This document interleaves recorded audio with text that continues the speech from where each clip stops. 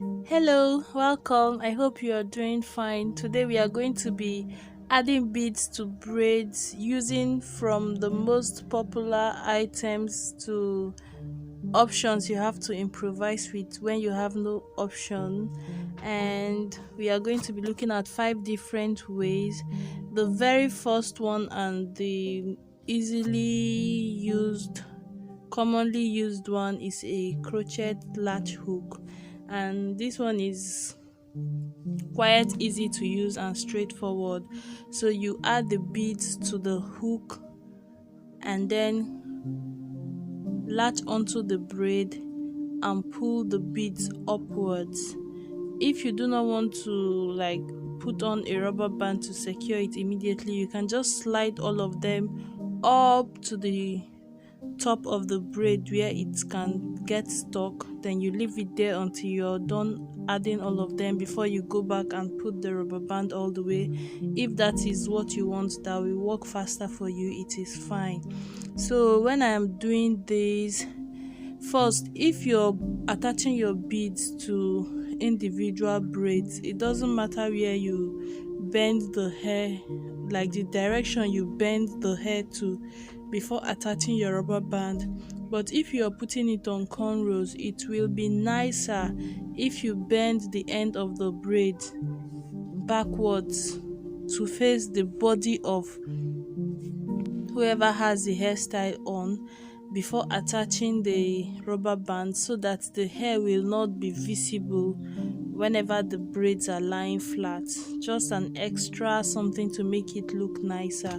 The second method is using a beader. So you just slide the beads onto the beader, pass the hair through the space and pull everything upwards. Again, you can pull until you get to the end so that it gets stuck, or you can just pull, then pull down, push all the bead up, pull down the last bead, bend the hair inwards like underneath. And I like to make the when I secure the rubber band, I like to give a little wiggle space for the last bead, because I don't like seeing when the bead is turned this way and the other beads are facing upwards and this other one is lying down flat. I like to have all of them facing the same direction. And sometimes when you tight on the bead too tightly, it is going to, you will not be able to maneuver the direction it's facing, and it just faces, maybe it's lying down flat and others are standing up straight. So that look doesn't flow. Like when you look at it, it's not like the neatest thing. So after applying the rubber band, I tend to just push it upwards a little and try to make that bulky part where the rubber band is a little bit slimmer, so that I can push down the next bead over the rubber band to cover it.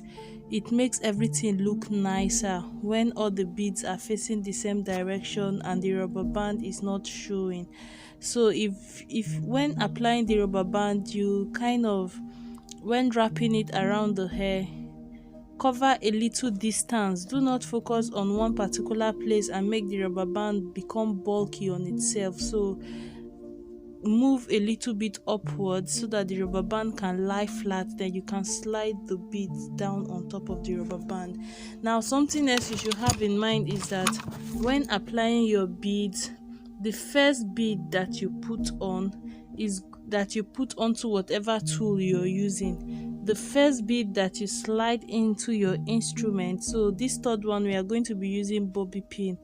The very first bead I slide onto the bobby pin is going to end up being the last bead on the braid. So the very first bead that goes into the bobby pin, or whatever tool you're using, if it's the latch hook or whatever tool you're using, that very first one you attach is going to be the last one. So in case you're color coordinating your beads, you have that in mind. Also, from beginning when you're braiding your hair and choosing the beads you'll be using, it is very crucial that you consider the ratio of the size of the beads you're making to the hole in between the beads. In short, I tend to check out and look out for beads that have a reasonable hole in between, because I think sometimes some manufacturers do not even think about it and they just produce beads that have very tiny hole in the middle, and you end up just like pushing everything, and it's just frustrating, and sometimes you end up not using the braids. Something else you can do is, if you're making like maybe a mini twist and applying beads to the end, or you're applying beads to natural hair, remember to moisturize the ends of the hair, as it is going to help the beads to slide easily, especially if the size of the hole is close to the size of the bead. Now we have covered the items that are readily available. Let's say you're somewhere that you do not have latch hook, you don't have a beader, you cannot even find a bobby pin, but somehow you can find needle and thread. This is going to be another option. The very last one will be like when you can't find anything, like you must find the fifth option I am going to talk about. You must find something like that to be able to bead the hair. So to use this needle and thread, I just use a normal nylon thread that you use to like sew your clothes, and this is necessary because of for situations where you have to attach a lot of beads to a single braid. If you're using a beader, you can't keep most beaders, or most, okay, there are beaders that are long of course, but like this latch hook, you can attach just 2 or 3, at most 4 at a time, so you might have to keep going and going. And if you're using these longer beads, sorry for you. So these next 2 options are better to use when you want to apply beads that are long, or you have a lot of beads to add to the hair. So for this needle and thread, I just tied off the end of the thread as if I am about to make a sewing. Then use anything that you can to act as a stopper at the end of the thread. So I just used a comb, those snapping comb, wig combs, to stop the hair from falling off. Whatever you can clip onto the end of the hair that you can also easily take out, use it. Whatever can be a stopper, use it. But remember, you should be able to slide it out, because at the end you will have to slide it out and change the position over to where the needle is, and stop the beads from falling from that other end. So once you are done, what I usually do is that if I have a child making this type of hair, a hairstyle that has a lot of beads, and I have just like a bowl of beads, while making the hair, while I'm still braiding the hair, because children don't mind, they like to play with beads, especially don't give this to a baby that can swallow it, or a child that is so young as to put the bead in her mouth or in her nose or ears or whatever. But if it's for like kids that are up to like 7 years, or the ones that are just smart enough, I would give them like a long string. I would make the long string and use a bobby pin, attach it at the end of the thread, and ask the child to start, like while I'm making her hair, she can just help me and be fixing the beads into the long string like continuously. If I'm using like 100 beads, I will just give them like, help me just keep fixing this thing, and they love it. Like it's fun for them, especially when they have to color coordinate it. When I'm making for my niece, that is what I do. She loves to play with the colors and just match the colors. And before I am done with the hair, I have a very long rope of beads, and all you need to do when you're done is to remove the stopper. Okay, I will take away the bobby pin. In this case we are using needle, but you wouldn't give needle to a child, so but needles are faster. So now I change the position of the stopper from the knotted end over to where the needle was, like I swapped it. If you mistakenly leave one end, all those things are going to pour on the ground and you start over. So I just used the bobby pin to latch onto the braid and pulled Just count how many you want. If you want 10, you can just push it all the way. Make sure you do not let go of that, of the thread. Be careful, because if you drop it, everything is just going to scatter all over the place, and I promise you, you feel like crying. So when you are done, of course, you use a rubber band to secure the last bead so that they will not fall off. So remember, let me just recap this. Tie off your needle and thread as if you want to sew in a hair or sew a cloth with your hand. Use a stopper to close, to stop one end so that the beads don't fall off.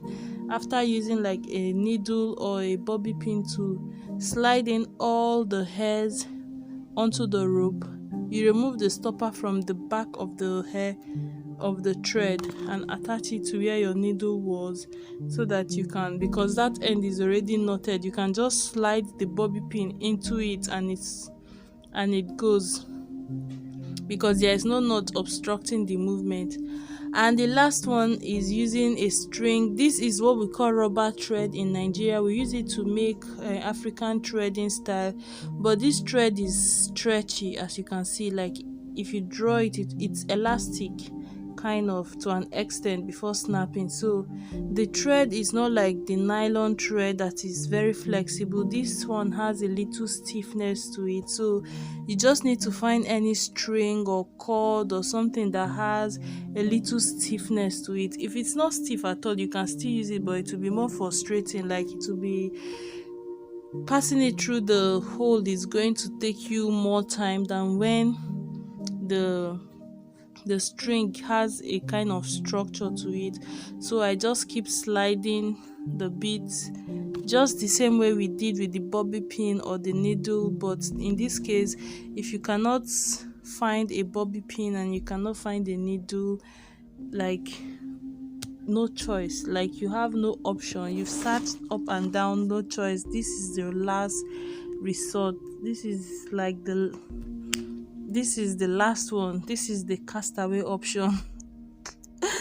I watched that movie again yesterday. Like, this is where you improvise. This is what you can use. Just find any string that has a little bit of structure to it. Make sure the end of it is secured so that you don't slide and everything pulls away from the other end. So I just held it. You can just put your pinky into that bended loop at the end and attach your hair. But in this case, I use something to stop it.